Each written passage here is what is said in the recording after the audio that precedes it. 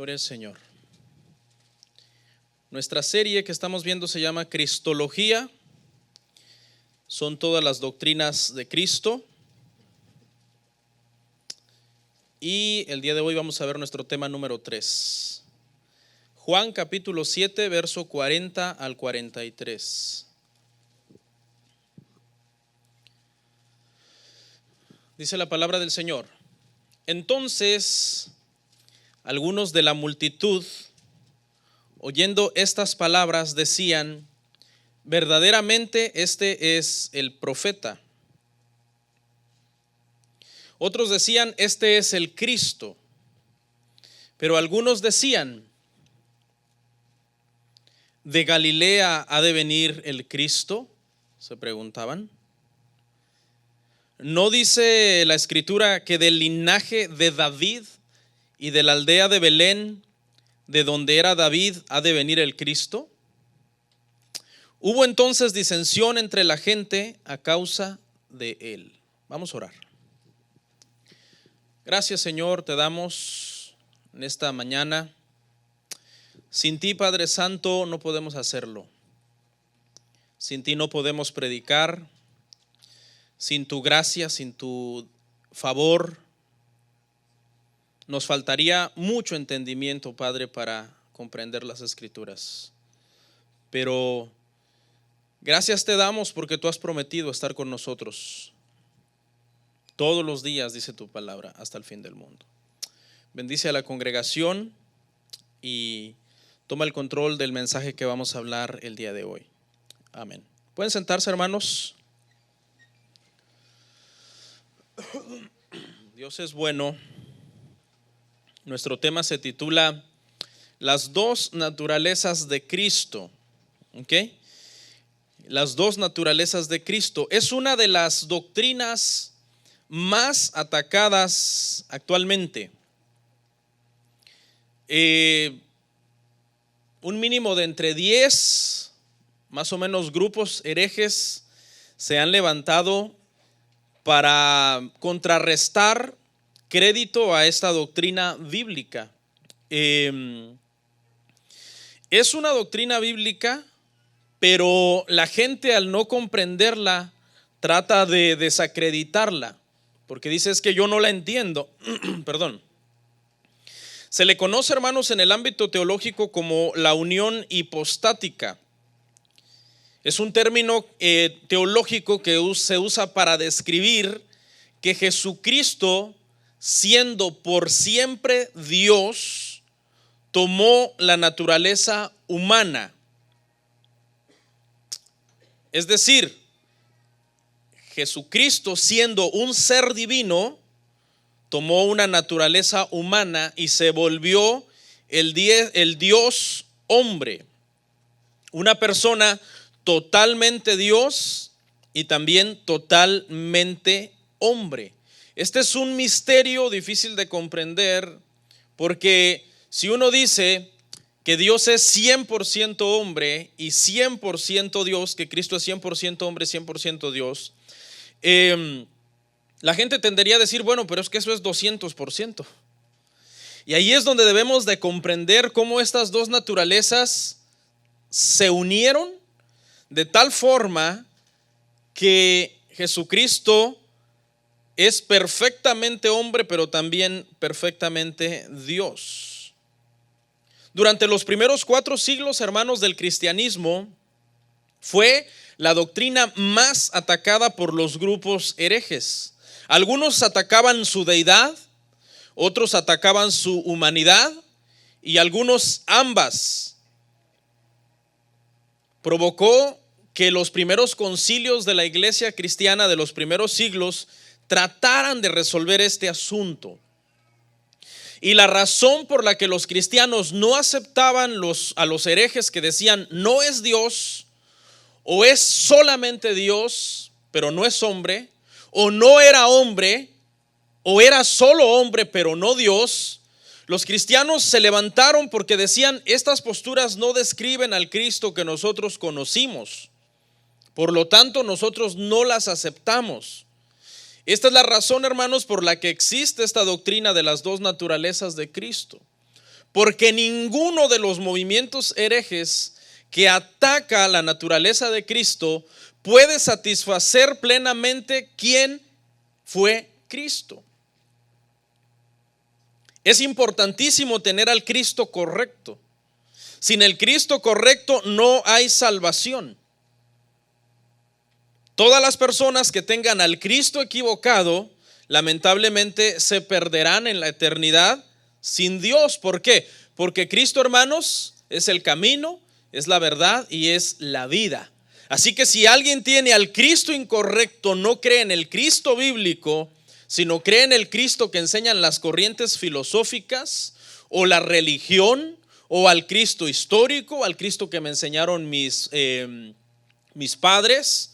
Ese es el Cristo en el que yo creo, que está en una cruz, que se murió, pero no saben el resto de Cristo, se perderán. El musulmanismo tiene al Cristo incorrecto, porque para ellos es un profeta más, como lo fue Mahoma. El judaísmo tiene a un Cristo incorrecto, porque el judaísmo tiene a un Cristo que realmente no era el Mesías y por eso lo rechazaron. Para ellos todavía en Israel sigue el rumor de que los discípulos robaron el cuerpo, de que Él no resucitó, sino que los discípulos robaron el cuerpo del Señor.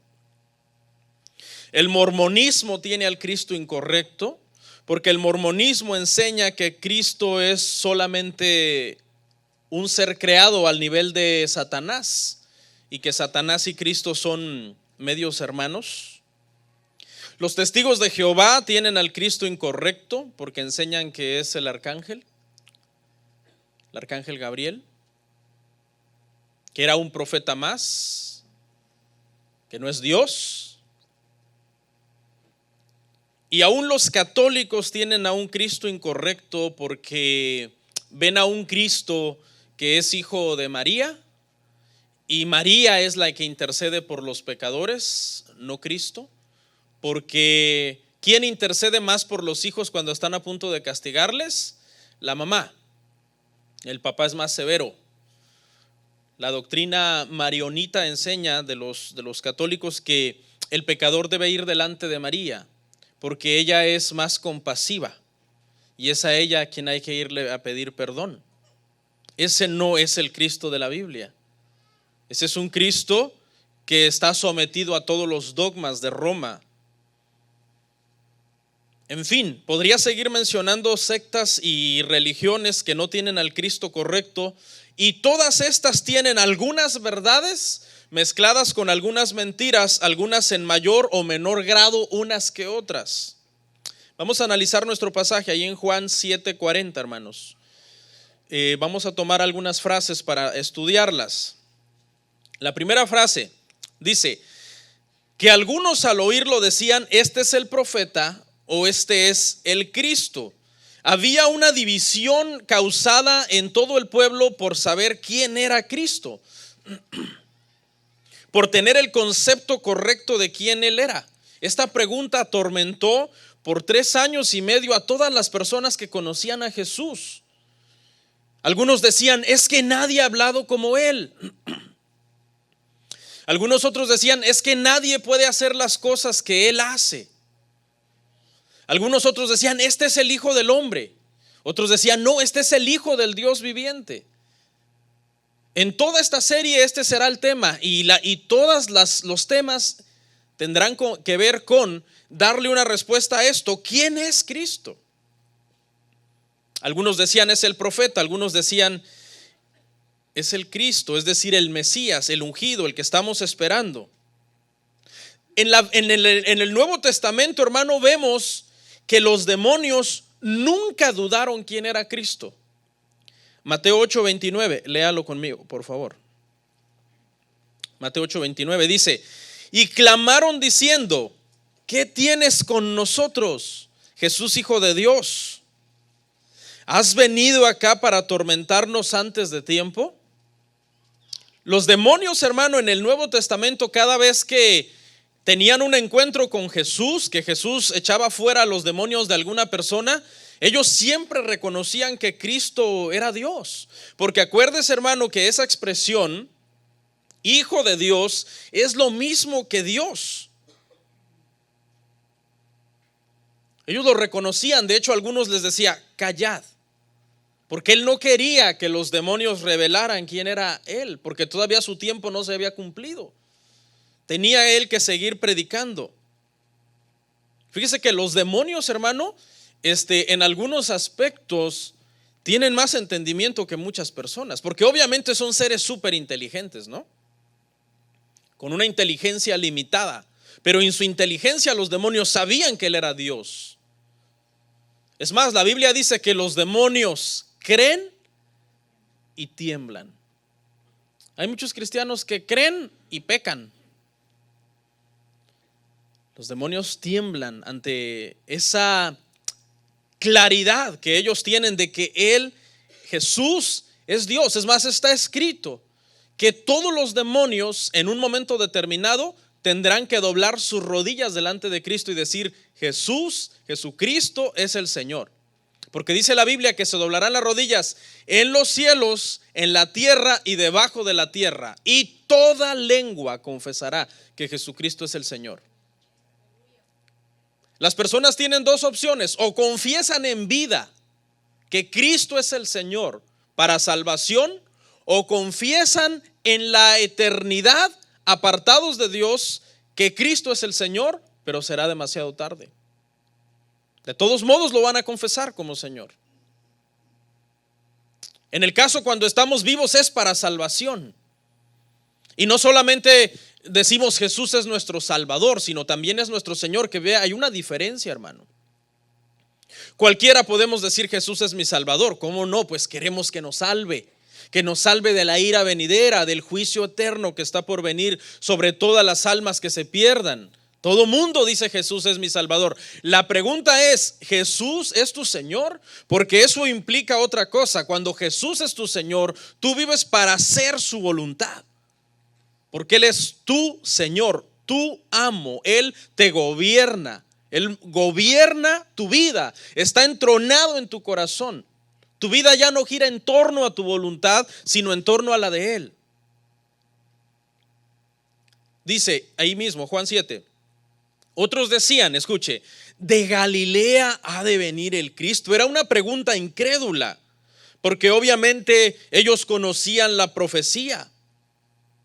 Jesús creció en Nazaret y eso confundió a algunas personas, porque aunque Jesús nació en Belén, cuando regresaron de Egipto ya no fueron a vivir a Belén donde Jesús había nacido, sino que Jesús creció en Nazaret. Entonces ellos decían, ¿cómo es posible que siendo de Nazaret, de Galilea de Nazaret, sea el Cristo? Si la Escritura dice claramente que no, que será de Belén, que será del linaje de David, de la aldea de Belén. Estas personas ignoraban la biografía de Jesús, porque Jesús claramente había nacido en Belén. Y claramente en las genealogías de los evangelios habían demostrado que era del linaje de David.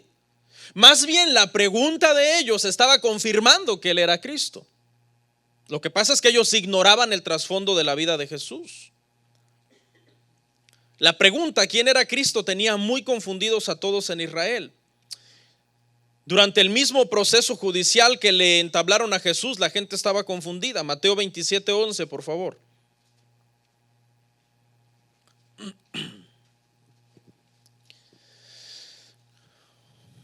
Dice: Jesús pues estaba en pie ante el gobernador, y éste le preguntó diciendo: ¿eres tú el rey de los judíos? Y fíjese Jesús lo que le dijo. Y Jesús le dijo: tú lo dices. Hermano, ¿qué persona en pleno juicio, cuando están a punto de enjuiciarlo por algo que él dijo pero que no era verdad, lo sigue sosteniendo? Vamos a suponer que usted inventa algo por obtener fama. Usted dice: no, yo maté a 3 hombres, porque se las quiere dar muy valiente, quizás en un contexto en donde convive con pura gente que es así, ¿no? Que son valientes. Pero ¿qué persona va a seguir sosteniendo esa mentira cuando estén a punto de meterlo a la cárcel? Dice: ¿mataste a 3 hombres? No, yo estaba bromeando, hombre, ¿no? ¿Cómo creen? No, Jesús están a punto de enjuiciarlo y le dicen la razón por la que lo van a enjuiciar y a matar es porque él decía ser Dios y se hacía a ser igual a Dios. Y él les dice, tú lo dices, o sea, es verdad, es cierto. Mientras estaba colgado en la cruz, la gente se seguía preguntando quién era él. Mateo 27:39.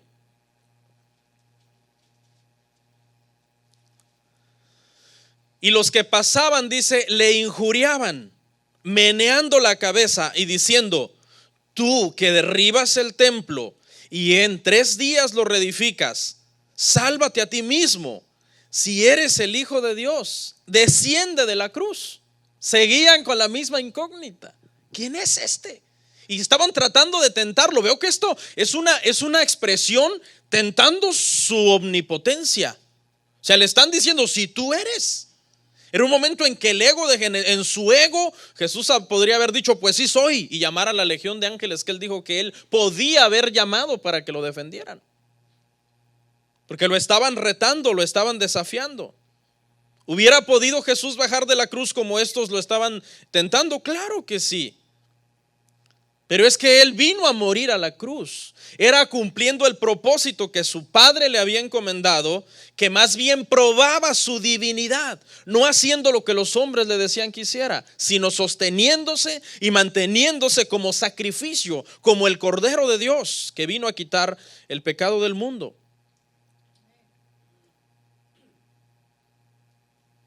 Nosotros mismos recibimos testimonio de que Jesús es el Señor. 1 Corintios 12:3, por favor. Por tanto os hago saber que nadie que hable por el Espíritu de Dios llama anatema a Jesús. Y nadie puede llamar a Jesús Señor sino por el Espíritu Santo. Es el Espíritu Santo en nosotros el que nos da ese testimonio de que Jesús es el Señor, de que Jesús es, hermano, Dios. Eso implica ahí esa palabra Señor, que es digno de adoración, de exaltación, de obediencia. ¿Qué pasó cuando la gente no se pudo poner de acuerdo ahí cuando estaban discutiendo quién será? Yo digo que es un profeta, yo digo que es Cristo. Dice que hubo disensión entre la gente, es decir, hubo un momento en que se irritaron unos con otros. No, pero que tú dices que es Cristo y aquel dice que es el profeta. Se irritaron porque las posiciones eran contrapuestas y estas mismas posiciones fueron las que emergieron siglos después para dar origen a los herejes que atacan la naturaleza de Jesús. Esto va a pasar cuando nosotros, hermanos, sostengamos que Cristo es Dios. Siempre vamos a entrar en disensión con quien dice no, para mí no es.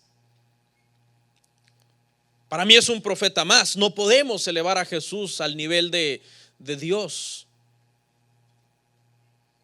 Ahora este país, hermano, está tomando un giro tan musulmán, hermano, tan fuerte, que hay un interés fuerte en desacreditar a Jesús. Porque el seguir sosteniendo esta doctrina de que Jesús es Dios, hermano, va a comenzar a afectar los intereses políticos de muchos religiosos. Sin embargo, Jesús murió sosteniendo que Él era Dios y nosotros los cristianos debemos de morir sosteniendo que Él es Dios.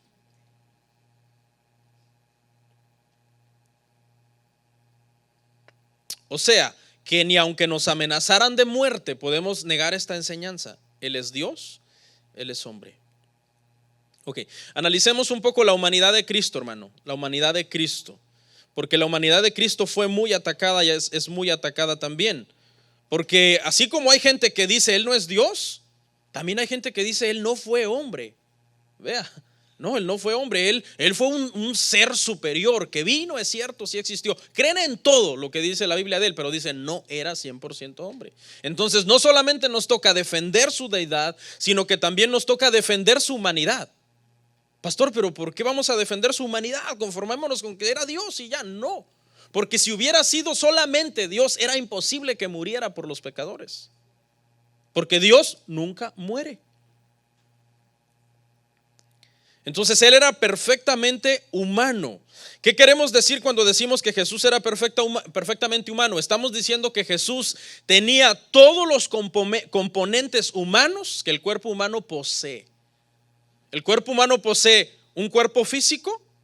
Sí. ¿Un cuerpo material, físico, tangible? Claro, tenemos uno. Pero el cuerpo humano también posee alma, también posee espíritu, es decir, la parte inmaterial, la parte etérea de nosotros, lo que está dentro de nosotros que no podemos ver. Jesús tenía las tres. Jesús tenía cuerpo físico, tenía alma y tenía espíritu. Veámoslo. Mire, Mateo 26:12, Jesús tenía un cuerpo.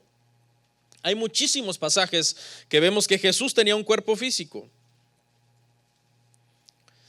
Mateo 26:12 dice: porque al derramar este perfume sobre mi cuerpo, lo ha hecho a fin de prepararme para la sepultura.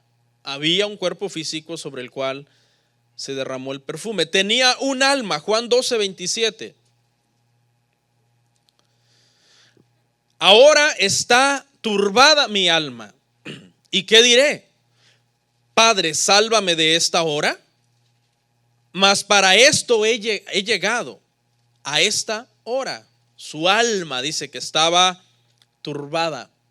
La parte del alma, como nosotros que creemos en una tricotomía del hombre, o que somos seres tripartitos, hermanos, sabemos que es donde nosotros ubicamos las emociones, el intelecto, la voluntad. Llegó un momento en que Jesús en el Getsemaní, cuando oró, ¿se acuerda? Dice que estaba a un punto de intercesión tan profundo que sus vasos capilares se rompieron y sangró. O sea, su alma estaba turbada por la hora que estaba a punto de llegar, mas él dijo: no se haga mi voluntad sino la tuya. Jesús tenía un espíritu, Marcos 2:8. Conociendo luego Jesús en su espíritu que cavilaban de esta manera dentro de sí mismos, les dijo: ¿por qué caviláis así en vuestros corazones? Vemos claramente las tres partes. Jesús tenía un cuerpo, sí. Jesús tenía un alma, sí. Jesús tenía un espíritu, sí. La mujer samaritana, cuando habló con él, lo vio como un judío, como un ser humano. No lo vio como un extraterrestre. Era un ser humano. Su madre era una mujer, un ser humano. Gálatas 4:4 dice que él vino, no lo busque porque no está, no lo traje. Él vino, dice, a nacer de mujer. Su desarrollo humano fue normal. Nació en un parto natural. Fue un niño pequeño que se amamantó de su madre. Creció. Cumplió con todo lo que la ley mandaba, su circuncisión, su presentación en el templo, su bar mitzvah, como todos los judíos, cuando los niños van a cumplir los 12, 13 años, me parece que es, no estoy seguro. 13. ¿Y qué más? ¿Y qué hizo cuando estaba en el templo? Estaba hablando con los doctores de la ley y enseñándoles. Y dice Lucas que crecía y se fortalecía, tanto en estatura como en gracia para con los hombres. Es decir, tenía un cuerpo, una naturaleza humana normal como todos nosotros. Tenía limitaciones humanas como nosotros, pero sin ser pecado. Limitaciones que todos nosotros tenemos que no son pecado. Por ejemplo, Jesús sintió hambre. ¿Cuántos tienen hambre? Espero que no ahorita. Dice que cuando el Señor ayunó 40 días, al final de los 40 días tuvo hambre. Porque tenía un cuerpo, tenía un estómago, que durante esos 40 días de ayuno las paredes estomacales se pegaron unas con otras y empezaron a provocarle muchísima hambre, no solamente hambre, sino mucha hambre. Tuvo sed. ¿Se acuerda cuando llega al pozo de la mujer, al pozo de Jacob, y le dice a la mujer samaritana: dame de beber, porque tenía sed? Y cuando estaba en la cruz dijo: tengo sed, y le dieron vinagre. Que por cierto, le dieron vinagre porque el vinagre, hermanos, era una especie de analgésico que le daban a los que estaban colgados en la cruz para calmar un poco sus dolores. Por eso fue que cuando él lo probó y se dio cuenta que era un analgésico, el vinagre en forma de analgésico, lo rechazó. ¿Por qué? Porque no podía anestesiar los dolores que él tenía que venir a padecer a la cruz, porque por medio de esos dolores y por medio de sus heridas y de sus llagas íbamos a ser sanados. Él tenía que llevar el dolor al 100%. Experimentó cansancio. Dice que un día iba caminando y llegó al pozo de Jacob y se sentó, estaba cansado. Dormía en la barca. ¿Se acuerda del día que se levantó la tempestad? Y los discípulos estaban, hermanos, temerosos, y él despertó y mandó a callar el viento. Y hubo quietud en el mar y en las olas. Jesús experimentó todas las necesidades humanas. Tenía un nombre común en Israel. El nombre Yeshua o Joshua era un nombre común en Israel que significaba Dios salva. Era muy común ese nombre. Todo el mundo quería llamar así a sus hijos, porque sabían que la salvación era algo del Señor. En su sufrimiento y en su muerte vemos que Él tiene partes físicas. Sus mejillas son abofeteadas, su barba es arrancada, sus manos y sus pies son horadados por clavos. Sobre sus hombros llevó la cruz, su cabeza fue coronada, en su espalda le pusieron una capa púrpura para burlarse de él. Sus ojos lloraron por Lázaro cuando estaba muerto y estaba a punto de resucitarlo. Tenía todo el componente del cuerpo humano. Tenía alma y tenía espíritu. Ahora fíjese bien, no solamente era perfectamente humano en el sentido que tenía todo lo que usted tiene como humano, él lo tenía, sino que él era también humanamente perfecto. Parece un trabalenguas, pero vea la diferencia. Él era perfectamente humano porque tenía todo lo que nosotros tenemos, pero era humanamente perfecto porque su carácter era perfecto. ¿Cuál es la diferencia? La diferencia es que nosotros somos perfectamente humanos. Por ejemplo, si yo agarro a alguno de ustedes aquí, lo pasamos aquí, le hacemos un ADN y test de esto, test del otro, sale que es humano. O sea, no le falta nada, nadie, ay, aquí hay algo extraño en su ADN. Si le hacemos un ADN a un animalito, a un chimpancé, o a una vaca, pues sale que es un animal.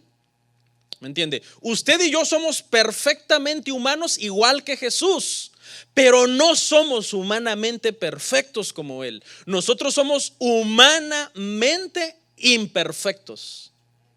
Entonces Él no solamente fue perfectamente humano porque tenía todos los componentes de un ser humano, sino que fue el único ser humano perfecto. Usted es 100% humano, pero es también humanamente imperfecto, porque usted y yo estamos llenos de defectos. Vamos a dar unos ejemplos de la perfección de Jesús. Su carácter era perfecto. Si nosotros vemos los atributos de Jesús, no podemos encontrar defecto en él. Si lo comparamos con los atributos nuestros, yo le aseguro que aquí hay envidiosos, aquí hay, hermano, egoístas, habemos, dijo el otro. Aquí hay, hermano, mentirosos. Aquí hay, hermano, hipócritas. No vinieron. Aquí habemos de todo, hermano. Aquí hay unos que todavía, hombres casados que ven a una mujer que es provocativa y todavía sus miradas pretende seguir los pasos de esa persona. Aquí hay adultos, hermano, que todavía se sienten tentados a robarse o a hacer algo indebido. Somos humanamente imperfectos. ¿Es normal eso? Claro que es normal eso, porque somos humanamente imperfectos en un estado, hermano, donde estamos batallando contra un mundo caído. Pero Jesús, su carácter era perfecto, su integridad era perfecta. Si buscamos sus atributos, eran perfectos. Aún su ira era santa. Fíjese, cuando agarra, hermano, el látigo y echa del templo a los cambistas ahí, no hay ningún pecado en lo que está haciendo, porque escrito estaba: el celo de tu casa me consume. A Jesús le daba ira santa y a muchos les da, pero la santa ira. Todo lo contrario. Su carácter era perfecto. Experimentó en un momento cierto temor, cierta situación por su sacrificio, sí, pero estaba escrito que así iba a ser, que él iba a ser sacrificado. ¿Le afectó a Jesús el éxito? Jesús fue un hombre, hermano, en los primeros años de su ministerio, cuando miles lo seguían, muy exitoso, entre comillas. Sabemos que él no vino a tener éxito, él vino a cumplir un propósito. Pero escuchen, el momento en que a Jesús dice que lo iban a coronar rey, ¿qué hizo Jesús? Huyó y se escondió de las personas que lo querían coronar como rey. No le afectó el éxito. Nosotros ya porque obtuviste 10 likes en una foto, ya te crees que ya tú eres la séptima maravilla del mundo moderno. No, Jesús no le afectó el éxito. O hay gente, hermano, que en un tiempo no tenía dinero y ahora tiene. Ahora, hermano, ya siente, hermano, que la carpeta caminan hasta con estilo. No sé, hermano, así como que esta carpeta no me merece. Que ya le afectó, que tiene por ahí unos ahorritos, hermano, en el banco, hay unos dolaritos. ¿Sí? Jesús no, Jesús era perfecto en su carácter. El diablo nunca lo desconcertó. El diablo vino a tentarlo, dice, y Jesús con la palabra lo reprendió. Él es sin pecado, él es perfectamente humano y humanamente perfecto. Parece trabalengua, así como que cuesta, pero es una gran diferencia. Nosotros no podemos comparar a Jesús con nadie, con ningún otro ser humano. Jesús es un ser humano diferente, era un ser humano diferente. La enseñanza de Jesús, por ejemplo, hermano, nunca pasará de moda. Mientras la tierra exista, las palabras que Jesús habló siguen vigentes y seguirán vigentes. Los estudiosos, hermano, dicen que en las universidades hay que estar adaptando y corrigiendo los libros de estudio cada 10 años, cada 15 años hay que hacerles unas correcciones. ¿Por qué? Porque la ciencia aumentó, el conocimiento aumentó, la tecnología aumentó y hay ciertos libros que van quedando obsoletos. Por ejemplo, ¿cuántos de ustedes cuando fueron a la primaria aprendieron que había 9 planetas? Todos, yo así fue enseñado. Bueno, algunos quizás datan de hace tanto tiempo atrás que les enseñaron hasta otra cosa, ¿no? Qué sé yo, 11, 12. Bueno, cuando yo fui a mí me enseñaron que había 9 planetas en el sistema solar. Eso ya se corrigió. Ahora los libros de texto dicen que hay 8. Entonces, los libros, hermano, en las universidades y las enseñanzas tienen que ir siendo adaptadas. Las palabras de Jesús no. Mateo 24:35 dice: el cielo y la tierra pasarán, pero mis palabras no pasarán. Algunos creen que la Biblia necesita ser corregida, ser, hermano, reinterpretada, ser adaptada a los tiempos modernos porque es un libro antiguo y anticuado. Eso es un error. Nosotros no tenemos que llevar la Biblia a los tiempos modernos para que la Biblia se adapte a los tiempos modernos. Nosotros tenemos que tomar los tiempos modernos y llevarlos a la Escritura para que los tiempos modernos se adapten a la palabra. Eso es lo correcto. Algunos dicen, no, pero es que ya no aplica.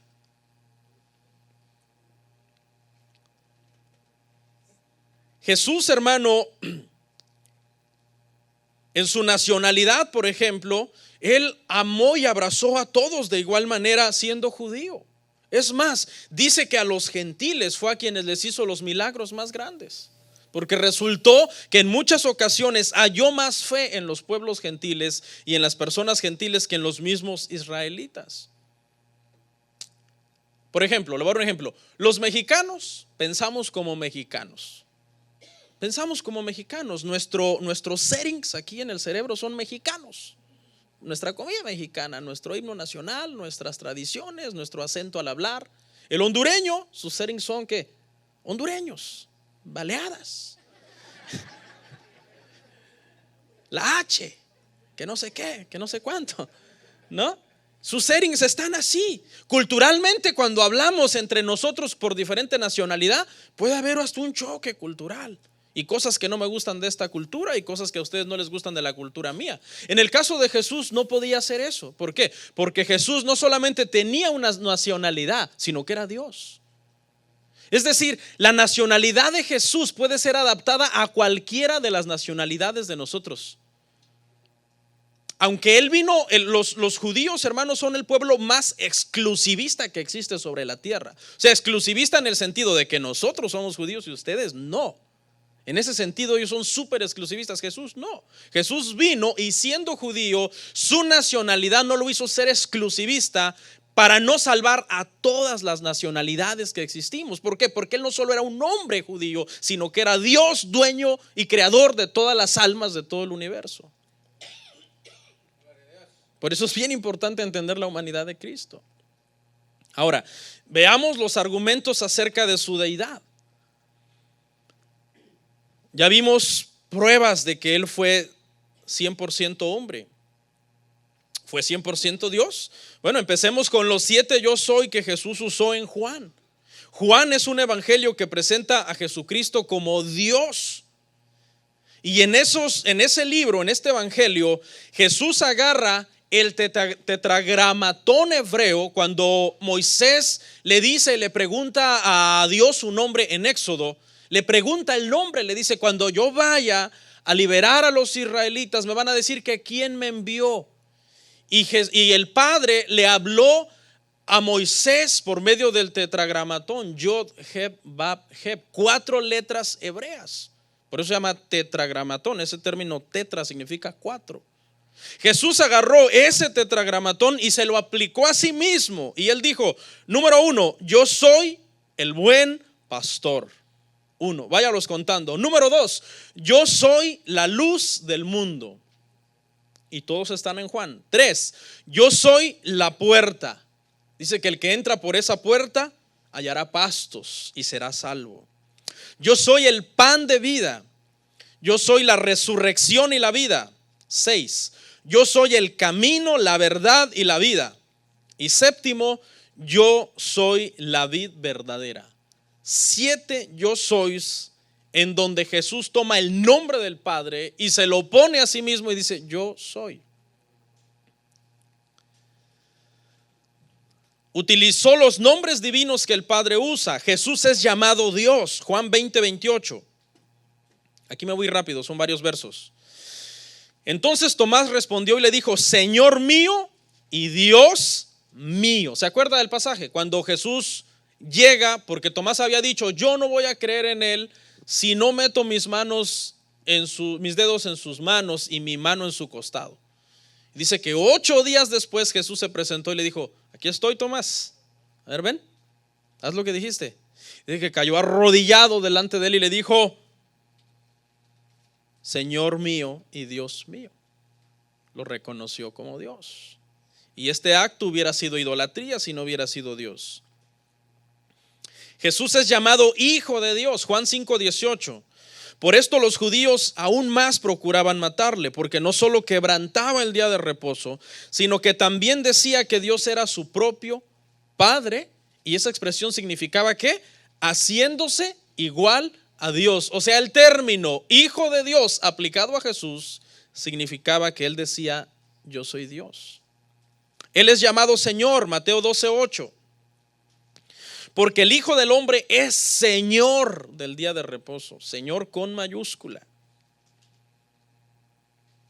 3, recibió adoración divina. Mateo 2:11. Vamos rápido.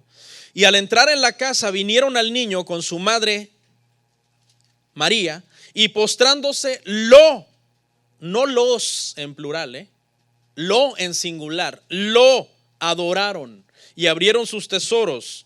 Le ofrecieron presentes: oro, incienso y mirra. Algunos dirán: pastor, pero Jesús recibió la adoración porque no le quedaba otra. Él era un bebé. Él no pudo haber dicho: hey, no me adoren. Pero María sí. María hubiera dicho, José, oponiéndose: no, ¿cómo van a hacer este acto de idolatría? María era una mujer piadosa. José era un hombre piadoso, de buen testimonio. Ellos dieron testimonio que Jesús era Dios al dejar que lo adoraran. Pero más tarde, por si a alguno le queda duda, cuando es adulto, Él deja que lo adoren. Mateo 14:33. Entonces los que estaban en la barca vinieron y le adoraron, diciendo: verdaderamente eres Hijo de Dios. Lo adoraron: verdaderamente eres Hijo de Dios.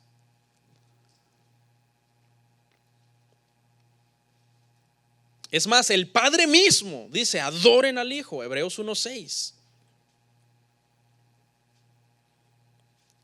Y otra vez, cuando introduce al primogénito en el mundo, dice: adórenle todos los ángeles de Dios. El mismo Padre pidiendo y demandando adoración al Hijo. Todos los atributos divinos del Padre estaban sobre Jesús. Omnipotencia. Dijo Jesús: toda potestad me es dada en el cielo y en la tierra. Omnisciencia, dice que sabía los pensamientos de los hombres. ¿Cómo se puede hacer eso? Yo lo puedo ver a usted, pero yo no sé qué está pensando. Es imposible. Me lo puedo imaginar, pero lo más seguro es que me imagine algo malo. ¿Cómo se puede saber los pensamientos de alguien más? Es más, ni existe un aparato que haga eso ahorita.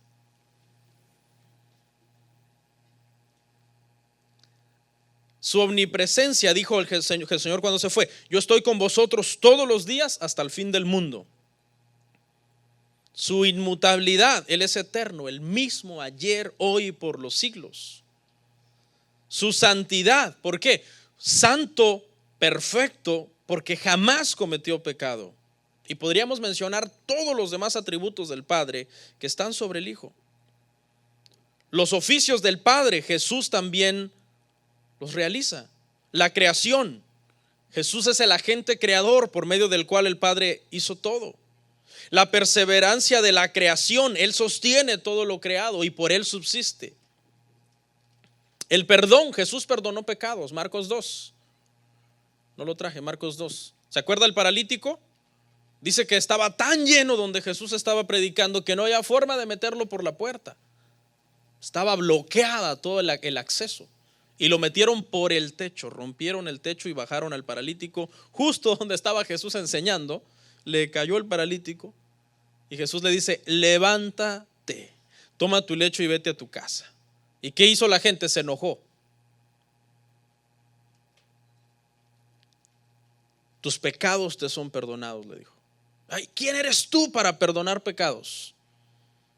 Les dijo: pues para que vean que el Hijo del Hombre tiene potestad, entonces te digo, toma tu lecho y vete a tu casa. Y se levantó. ¿Qué era más fácil? ¿Decirle a alguien tus pecados te son perdonados? ¿O decirle a alguien vete a tu casa, sánate de esa enfermedad que tienes? Es fácil decirle a alguien tus pecados te son perdonados. Lo difícil es comprobarlo con la autoridad de decir levántate y vete. Y el hombre se paró.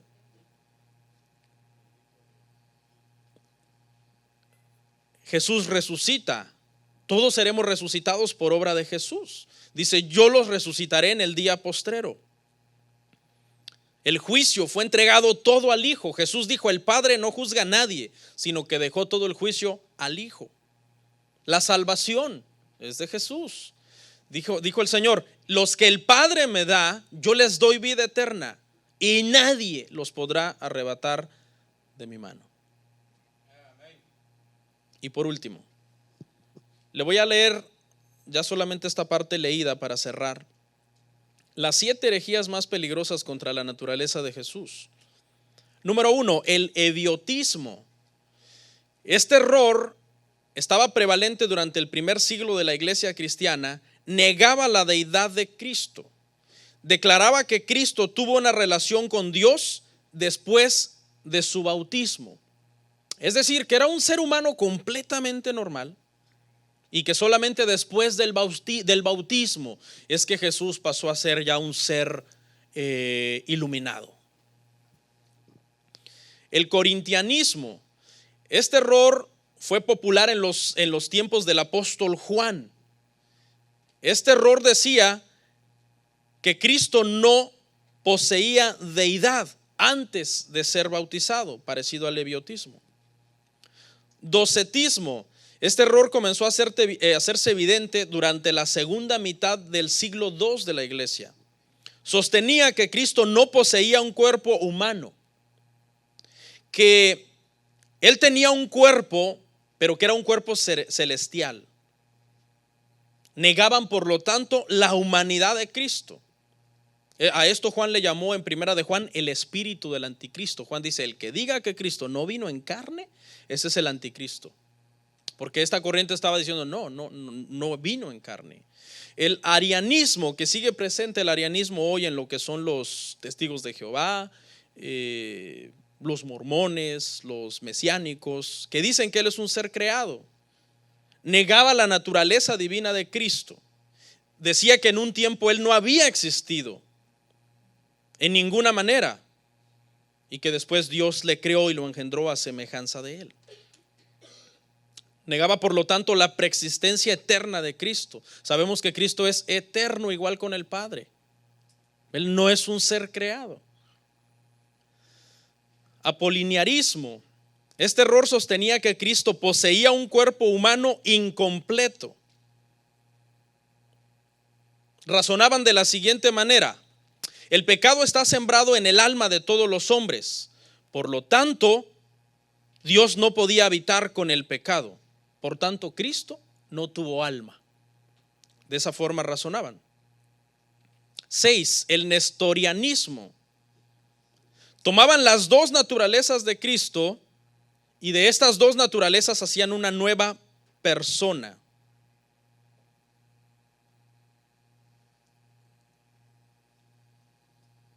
En vez de Cristo ser Dios en una sola persona, decían son dos personas. Y el unitarismo, muy popular también el día de hoy, el unitarismo, lo solo Jesús. Los que niegan de alguna forma al Padre y al Espíritu Santo. Por cierto, hay muchos predicadores, hermanos, súper famosos que parecen cristianos, pero son unitaristas. ¿Cuántos saben de T.D. Jakes, por ejemplo? T.D. Jakes es unitarista. Ellos no creen más que en el bautismo de solo Jesús.